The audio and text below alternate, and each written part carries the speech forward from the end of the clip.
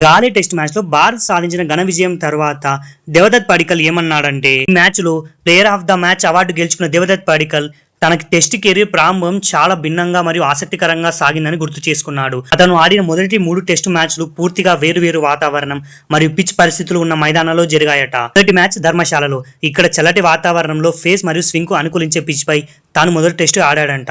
ఇక రెండవ మ్యాచ్ ఆస్ట్రేలియాలోని పెర్త్, అత్యంత వేగవంతమైన బౌన్స్ అయ్యే కఠినమైన పిచ్ పై రెండో టెస్ట్ ఆడాడు.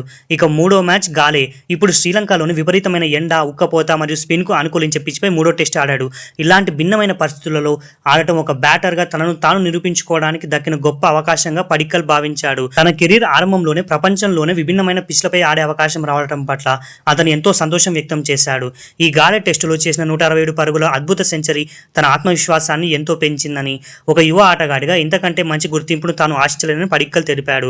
ఇక గాలే మైదానంలో వికెట్ బ్యాటింగ్ కు చాలా బాగుందని పడిక్కల్ కొనియాడాడు. మ్యాచ్ ప్రారంభంలో బ్యాటింగ్ కు అనుకూలించిన ఈ పిచ్ రోజులు గడిచే కొద్దీ స్పిన్నర్లకు ఎలా సహకరించిందో అతను వివరించాడు. ఇలాంటి పిచ్ పై ఓపికగా ఆడి పరుగులు చేయడం తనకి మంచి అనుభవాన్నిచ్చిందని పేర్కొన్నాడు.